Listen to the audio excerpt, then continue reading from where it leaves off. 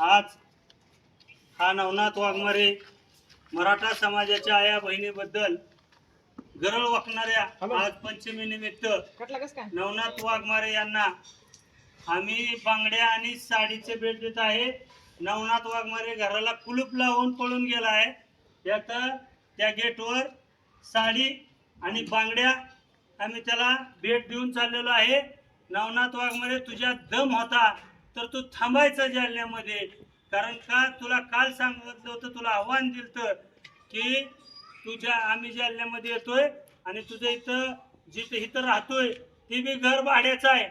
भाड्याच्या घरात राहून भाड्या मराठा समाजाच्या आया बहिणीबद्दल गरळ बघतो, तुझा आम्ही निषेध करतो।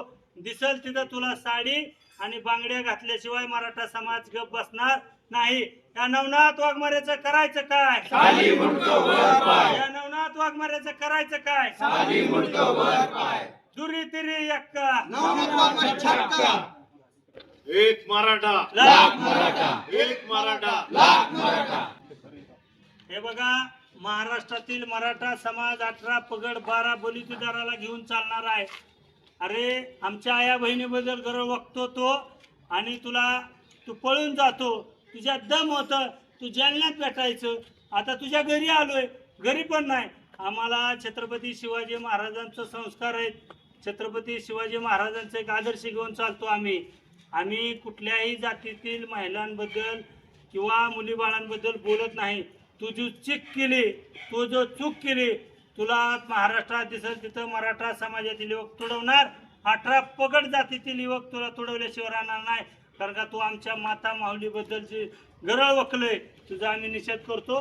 तुला आता बांगड्या आणि साडी भेट दिलेल्या इथं, आणि तुला सांगतो लवकरच तुम्हाला मीडियाच्या माध्यमातून सांगतो, त्याला बांगड्या आणि साडी घातलेली घालून नाचवल्याशिवाय गप बसणार नाही। हा नाचाय दलाल आहे, सुपारी बाजार आहे, बेवडा आहे, आणि तो भाड्याच्या घरात राहून तुम्हाला सांगतो मराठा समाजाबद्दल वक्तव्य करतो। आम्ही हा नवनाथ वाघमारेचा निषेध करतो। आता आम्ही त्याच्या घरी येऊन बांगड्या आणि साडी अडकवलेल्या आहे। नवन्या जेव्हा कवा येतील तेव्हा हे घाल, नाही तर तू जेव्हा जिथं दिसल तिथं तुला आम्ही बांगड्या आणि साडी घातल्याशिवाय राहणार नाही। आणि